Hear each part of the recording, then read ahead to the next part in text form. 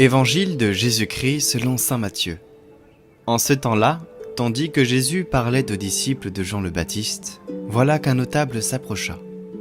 Il se prosternait devant lui en disant « Ma fille est morte à l'instant, mais viens lui imposer les mains, et elle vivra. » Jésus se leva et le suivit ainsi que ses disciples.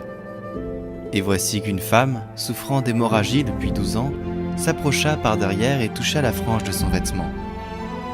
Car elle se disait en elle-même « Si je parviens seulement à toucher son vêtement, je serai sauvée. » Jésus se retourna et la voyant lui dit « Confiance ma fille, ta foi t'a sauvée. » Et alors même, la femme fut sauvée.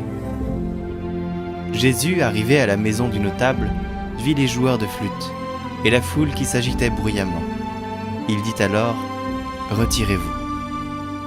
La jeune fille n'est pas morte, elle dort. » Mais on se moquait de lui.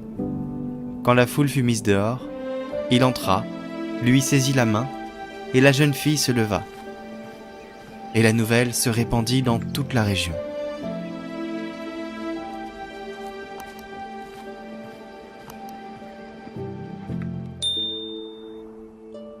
Dans cette page d'évangile, les thèmes de la foi et de la vie nouvelle que Jésus est venu offrir à tous sont entremêlés.